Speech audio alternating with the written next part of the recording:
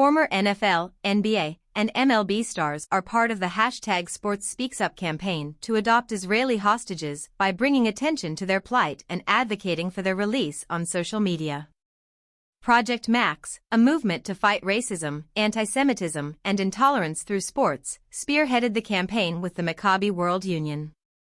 Eric Rubin, Israel-based global ambassador for the Maccabi World Union and executive director of Project Max, explained to the Jerusalem Post how every athlete who he asked to be a part of the campaign wanted to come on board. This, to them and to me, and I think to most people, is not an issue about Israel and Hamas or Israel and the Palestinians, he stated. This is about humanity. Rubin matched up athletes with the hostages he felt they could identify with by looking at their personal histories and family situations. Former NBA star Eddy Curry, who played for the Chicago Bulls and the New York Knicks and won the Miami Heat's 2012 championship, tragically lost his 10-month-old daughter Ava to gun violence in 2009. Rubin thought to match him with Kfir Bibas, who was abducted from his home in Kibbutz Nir Oz on October 7, 2023, when he was 9 months old. Hamas video footage shows Kfir's mother, Shiri, 32, looking petrified as she holds Kfir and his 4-year-old brother Ariel in her arms while surrounded by terrorists. Her husband, Yarden, was also taken hostage. Yarden and Ariel Bibas, who are both still in Hamas captivity, Curry told the Jerusalem Post that if this story doesn't make you just put down whatever side you're representing and say, this is what's right, this is what matters, and just make you feel something, then you're a monster. He added, I couldn't save my child, and am just praying that I could be one of the small voices to help save these children.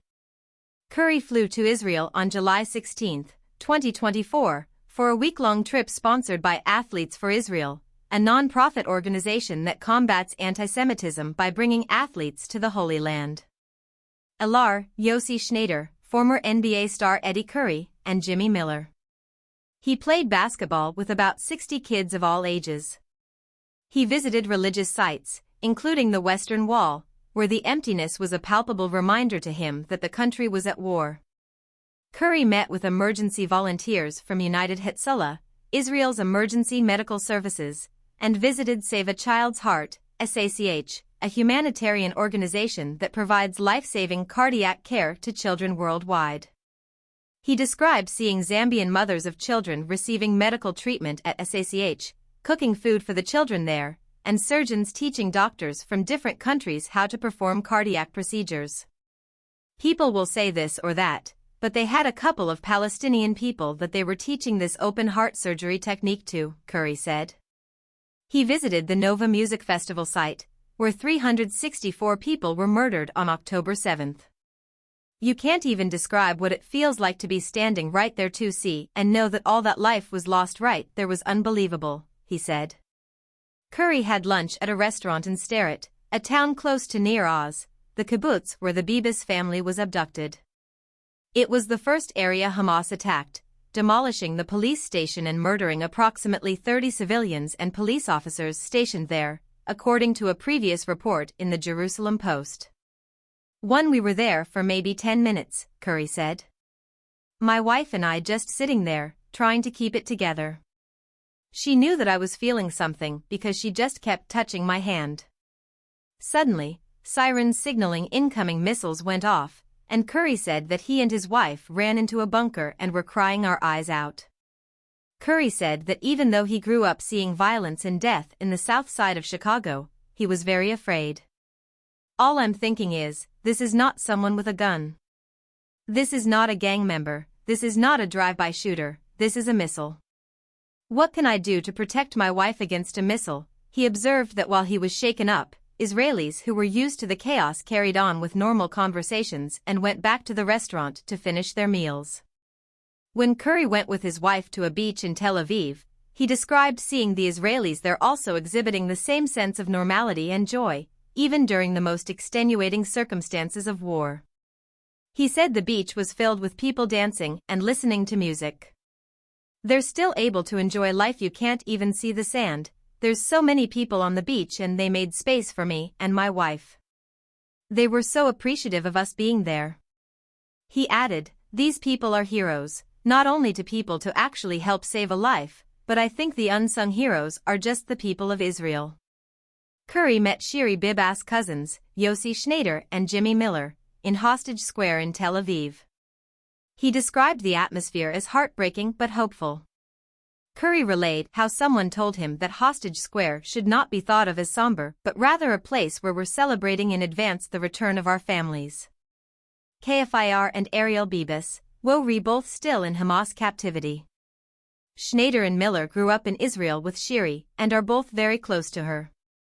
Schneider expressed his gratitude to Curry for coming to see him and told the Jerusalem Post that he is a big person with a huge heart. Schneider added, "It's very unpopular to support us right now. It takes a lot of courage. We appreciate it." Curry, who is Christian and from Texas, said that people are extremely supportive of Israel, where he lives, and was shocked when Schneider and Miller told him, "Everyone's against us." Curry said he reassured them, "Everyone is not against you.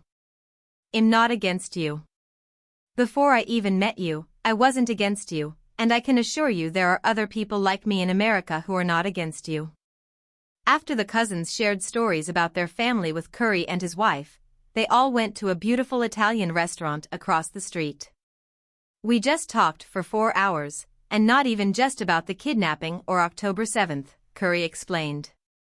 "We talked about their favorite foods, about who makes the best hummus." Curry noticed that Schneider brought a weapon with him. He said that even though Schneider was smiling, you could feel the intensity. You can see the seriousness of the situation. Curry relayed how he could not imagine the magnitude of what the cousins are experiencing, and described them as stronger than any humans I've met before. He added, "I've lost a child to gun violence, so I know what it is like. But they don't know whether to mourn or whether to fight.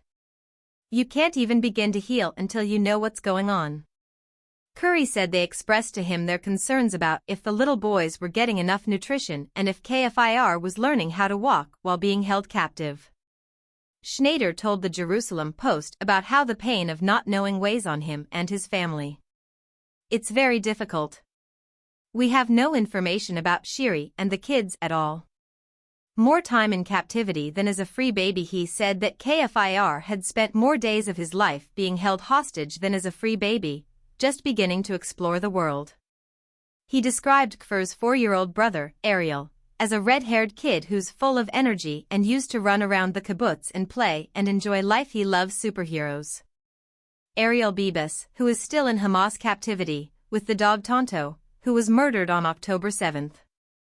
Schneider disclosed that he found out from hostages who were released 250 days ago that Kfir and Ariel's father, Yarden, was locked in a dungeon by himself, separated from the other hostages in a very dark place with no place to move, only a place for his mattress. They didn't allow him to speak with the other hostages. He said they heard that Yarden was very scared and had lost a lot of weight. Schneider relayed how a few minutes before a hostage who is a nurse was released, they forced her and another hostage to tell him that Kfir and the kids had been killed. He said that right after she told Yarden the horrifying information, they just took her away, and unfortunately, he doesn't know the truth. Ariel's 5th birthday is on August 5th. "It's going to be a dream birthday for every kid, but the only thing that's going to be missing is Ariel," Schneider said. A birthday party for Ariel will start in Habima Square in Tel Aviv and then will move to Hostage Square, where people will make speeches and sing songs for Ariel. Schneider is asking for people around the world to light a candle on Ariel's birthday at 5 p.m. Israel time to make a wish for him and all of the other hostages to come back. Project Max asks athletes to speak up for the hostages and help keep them safe. More information about Project Max can be found here: https://www. Project Max. clubs//www. Post. com/Israel News/Defense News/article 763198.